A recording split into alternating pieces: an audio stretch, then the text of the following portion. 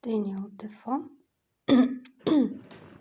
Robinson Crusoe, Part 76, Chapter 9, About.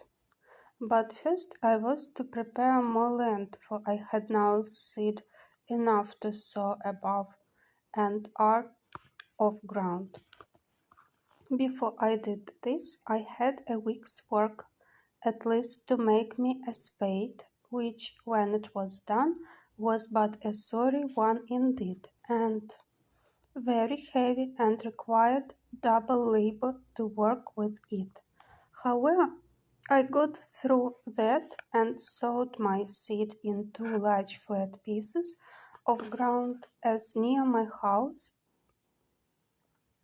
as I could find them to my mind, and fenced them in with a good hedge, the stakes of which were all cut off, that wood which I had said before, and knew it would grow, so that in a year's time I knew I should have a quick or living hedge that would want but little repair.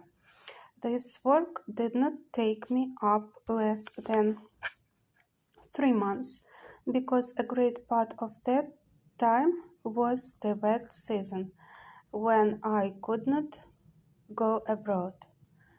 With indoors, that is when it rained and I couldn't go out, I found employment in the following occupations, always observing that all the while I was at work, I diverted myself with talking to my parrot and teaching him to speak. And I quickly taught him to know his own name, and at last to speak it out pretty loud.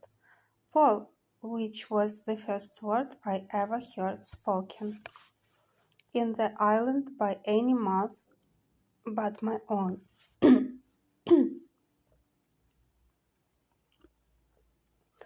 This, therefore, was not my work, but an assistance to my work. For now, as I said, I had a great employment upon my hands as follows. I had long studied to make, by some means or other, some earthen vessels, which indeed I wanted sorely, but knew not where to come at them. However, considering the heat of the climate, I did not doubt but if I could find out any clay, I might make some pots that might be dried in the sun, be hard enough and strong enough to bear handling and to hold anything that was dry and required to be kept so.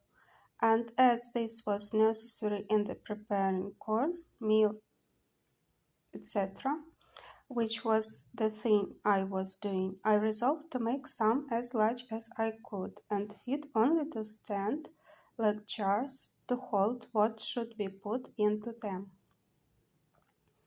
It would make the reader pity me, or rather laugh at me, to tell how many awkward ways I took to raise this paste.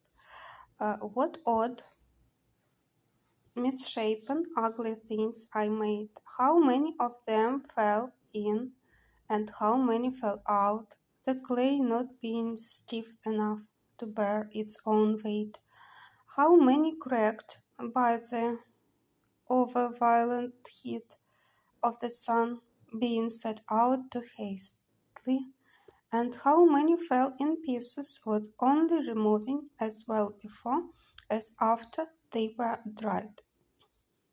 And in a word, how after having labored hard to find the clay, to dig it, to temper it, to bring it home and work it, I couldn't make above 2 large earthen ugly things.